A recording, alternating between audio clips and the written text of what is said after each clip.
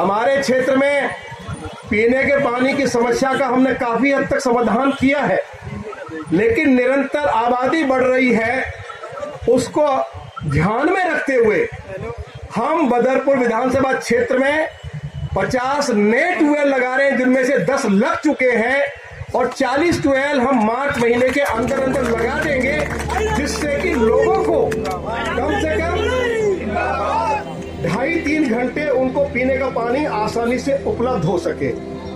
कभी 2008 में मैं ही गंगा जल लेकर आया था इस क्षेत्र के लिए। मेरे 2008 में चुनाव हारने के बाद बदरपुर विधानसभा क्षेत्र में डीटीसी की बस बंद हो गई।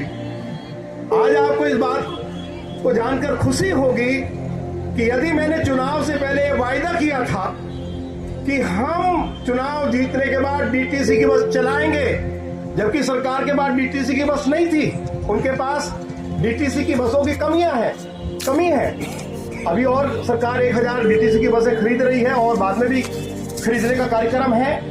लेकिन जब डीटीसी की बसों की कमी थी दिल्ली में, उस हालात में हमने इसी मीठापुर चौक से एक डीटीसी की बस का रूट नई दिल्ली रेलवे स्टेशन तक चालू किया है। दूसरा हमने नेहरू पैलेस होते हुए, ऑल इंडिया मेडिकल इंस्टीट्यूट होते हुए INA मार्केट तक शुरू किया है। और तीसरा रूट हमने मीठापुर चौक से बदरपुर मेट्रो स्टेशन तक और मेट्रो स्टेशन से मीठापुर चौक तक डीटीसी की बस चक्कर लगाती रहे, तो वो व्यवस्था की है। और इन डीटीसी की बसों में महिलाओं के लिए मुफ्त सफर की व्यवस्था है, तो उसका फायदा जरूर उठाना चाहिए हमारी महिलाओं को। मैं आपसे आग्रह करने के लिए आया हूं। और अभी जब और नई डीटीसी की बसें आ रही हैं, तो मैं आनंद विहार के लिए भी और फिर ये जो हमारा कालिंदी कुंज रोड है, इस पे आखिर में भी एक डीटीसी की बस वहां से भी हम चलाएं। इधर हमारा जो सौरभ विहार की तरफ अगर सड़क चौड़ी है, वहां से भी हम एक डीटीसी के बस का नया रूट शुरू करें। वैसे तो अभी भी डीटीसी की बस वहां से जाती है, तो दो नए डीटीसी के बस रूट और भी हम शुरू करेंगे। हमारे क्षेत्र में 13 स्थान ऐसे थे जहां बिजली की बहुत किल्लत थी, डिम लाइट आती थी। अभी तक हमने 8 बिजली के ट्रांसफार्मर लगाए हैं। जो 5 स्थान बचे हैं, उनमें भी हम मार्च महीने तक हम वो जो बिजली की जो समस्या है डिम लाइट की, उसको मार्च के अंदर समाप्त कर देंगे। उसके लिए भी हम तेजी से उसके लिए कार्य कर रहे हैं। पिछले 6 सालों में कभी राशन कार्ड नहीं बना, हमने इन पिछले 5-6 महीनों में 4500 राशन कार्ड बनवा कर दिए हैं। कुछ लोग सवाल उठाते थे, रामवीर बिधूरी ने कहा कि ये 6 लेन का हाईवे बनेगा, क्या हुआ? तो मैं उनको बताना चाहता हूं कि 6 लेन के हाईवे का निर्माण का कार्य शुरू हो गया है और इसके ऊपर 4000 करोड़ रुपया खर्च हो रहे हैं। मीठापुर चौक पर भी फ्लाईओवर बनेगा और जो आगरा कैनाल के ऊपर जो जर्जर पुल है, जिसकी हालत बहुत खराब है, दिल्ली सरकार ने इसके लिए पैसा देने से इनकार कर दिया। भारत के परिवहन और सड़क मंत्री आदरणीय नितिन गडकरी साहब ने इसके लिए भी अलग से 54 करोड़ रुपया दिया है, लेकिन यह कार्य अगले 2-2.5 साल में जाके पूरा होगा। ऐसी कोई भी व्यवस्था किसी के पास नहीं है कि इतने बड़े प्रोजेक्ट को महीने 20 दिन में पूरा किया जा सके। क्या किया जा सकता कभी? तो यह कार्य हमारा शुरू हो गया है। चुनाव से पहले मैं जब कहता था कि भारत के प्रधानमंत्री आदरणीय नरेंद्र मोदी जी के प्रति आभार व्यक्त करो कि ये जो पावर हाउस की 885 एकड़ जमीन है, इस जमीन के ऊपर दुनिया का सबसे बड़ा इको पार्क बनाया जा रहा है। सेकंड लार्जेस्ट इको पार्क जो है वो अमेरिका के न्यूयॉर्क में है। तो लोग रामवीर सिंह बिधूरी का मजाक उड़ाते थे और मैं कहता था कि इसमें जॉगिंग ट्रैक होगा, इसमें साइकिल ट्रैक होगा, योगा सेंटर होगा, चिड़ियाघर होगा, फुहारे लगेंगे, हजारों पेड़ लगेंगे, क्षेत्र का एनवायरनमेंट ठीक होगा, प्रदूषण का लेवल नीचे आएगा। यहाँ पे जो देश विदेश से लोग इस इको पार्क को देखने के लिए आएंगे। एक हेलीपैड भी बनाया जाएगा कि लोग हेलीकॉप्टर से आ सकें। और सबसे बड़ी बात यह होगी कि हमारे क्षेत्र के हजारों बच्चों को इस 885 एकड़ जमीन पर जहां सबसे बड़ा इको पार्क बनाया जा रहा है, रोजगार मिलेगा। ये हमारे लिए सबसे बड़ी बात, अच्छी बात है। आप मुझे बताइए, जब पावर हाउस चलता था तो आपके घरों के ऊपर राखी गिरती थी या नहीं गिरती थी? लोग शिकायत करते थे नहीं करते थे? अब आदरणीय मोदी जी, दुनिया का सबसे बड़ा इको पार्क जो आप सभी ने हमारे माध्यम से उनसे आग्रह किया, उन्होंने हमारी प्रार्थना स्वीकार करी, तो हमें आदरणीय नरेंद्र मोदी जी का धन्यवाद करना चाहिए नहीं करना चाहिए? तो नारा लगाओ मेरे साथ, देश के लोकप्रिय प्रधानमंत्री आदरणीय नरेंद्र मोदी जी। आवाज थोड़ी सी जरा, क्या? नरेंद्र मोदी जी। तो इतना बड़ा कार्य हो गया है। आप गए हैं कभी देखने के लिए? कौन कौन गए? हाथ उठाओ। काम हो रहा है ना? गवाही दे दी आप लोगों ने। अभी लोग कहते रहते हैं रामवीर सिंह की थोड़ी झूठिस्तान रेडियो है, कहीं कोई काम नहीं हो रहा। तो उनको भी उन हमारे मित्रों को भी ले जाकर दिखाओ, और वो भी मेरी सलाह है कि अगर उनके पास जमीन का टुकड़ा हो तो बेचे ना। अगर आज जमीन की कीमत हमारे क्षेत्र में 30,000 50,000 रुपया गज है, तो अगले 2-3 साल के बाद जमीन की कीमत 2 लाख 2.5 लाख रुपए गज होगी। ये जरा बता दो। जब मैं ये प्रेम प्रधान जी बैठे हैं, झा जी बैठे हैं, जब मैं 93 में जीता था, जब मैं ये कहता था, हमारे बैठे पंडित जी, कि भाई आपकी जमीन कम से कम 1 लाख रुपए गज बिकेगी, मैं जो विकास के कार्य करूंगा जमीन की कीमत बढ़ेगी, भैया अपनी जमीन मत बेचना बस। तो लोग मेरा मजाक उड़ाते थे। तो बताओ फिर जमीन की कीमत बढ़ी नहीं बढ़ी क्षेत्र में? और जब ये 6 लेन का हाईवे बनेगा, इसके दोनों तरफ पेड़ लग जाएंगे, हरियाली दिखाई देगी, इको पार्क बन जाएगा, भरपूर लोगों को पीने का पानी मिलेगा, 24 घंटे बिजली मिलेगी, सीनियर सेकेंडरी स्कूल खोले जा रहे हैं।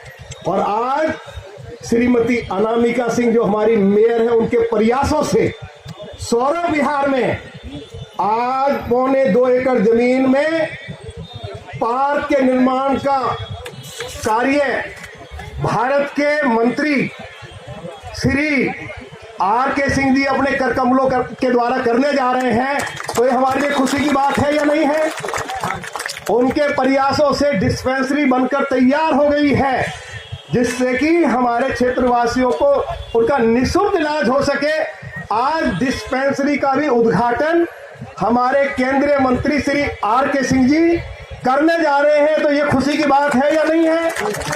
और अभी मैंने ये केवल मीठापुर चौक से मोलरबन सीनियर सेकेंडरी स्कूल रोड मैंने डेंस कारपेट किया है, अच्छा बनाया ना रोड।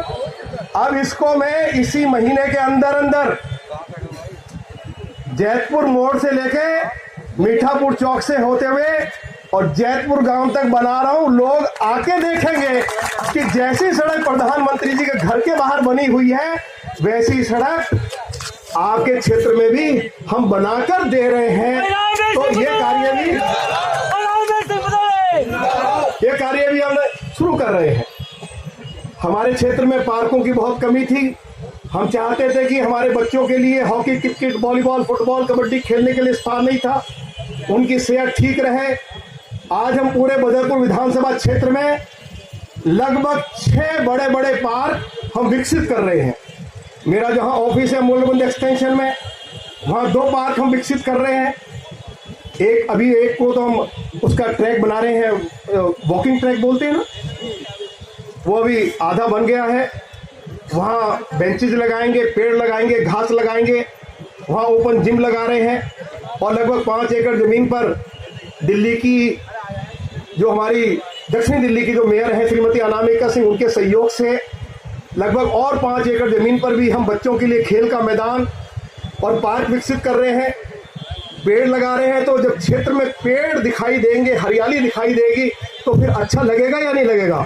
हमारे बच्चे बेचारे घरों में बैठे रहते हैं, वो सड़क पर जाकर अब हॉकी, क्रिकेट, वॉलीबॉल नहीं खेल सकते थे। हम तो बचपन में खेल लेते थे, लेकिन आज इतना ट्रैफिक रहता है।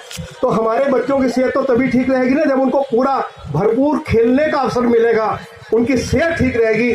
और जो हमारे बुजुर्ग हैं, कई बार उनका दिल घर में बेचारे रहते हैं, तो बच्चे भी कहने लगते हैं कि बाबा सारे दिन घर में ही रहते हो, जाओ तो थोड़ा बाहर कहीं जाके टहल लो। तो बाबा जाए तो जाए कहाँ?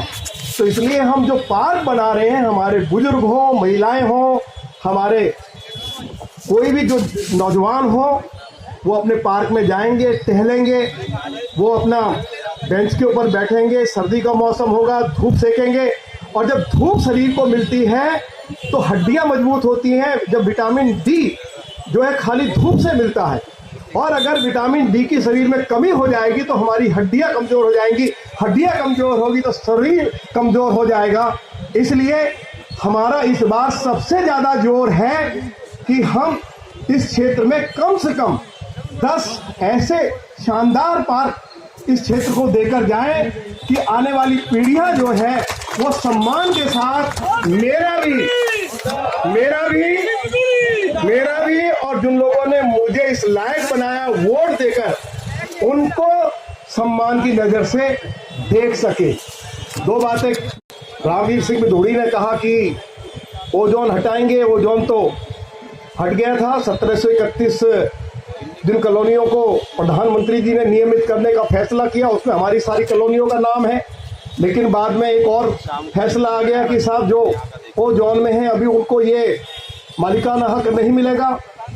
जब से मैं चुनाव जीता हूं, आप लोग फेसबुक पे एक्टिव रहते हैं, मैं 1 दर्जन बार 13 बार तो भारत के जो यूडी मिनिस्टर हैं उनको जाके। एक बात और थी, लोग सवाल करते हैं कि सिवर लाइन डालने का वायदा किया था, उनको बता दो कि साल में ही रामवीर बिधूड़ी सिवर लाइन डालने का काम भी शुरू करेगा।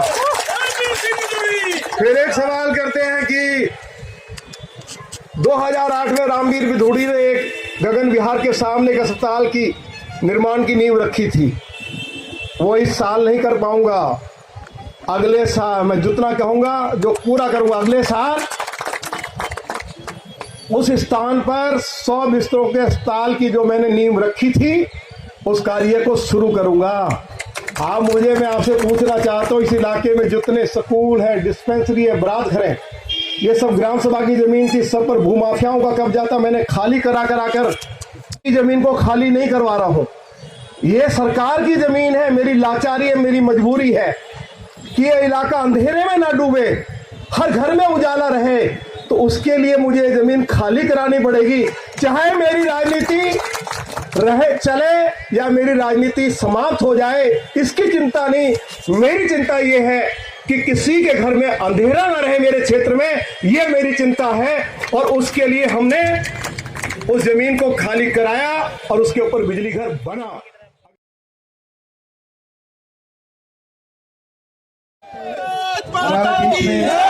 हमारे क्षेत्र के हम लोग का अभिभावक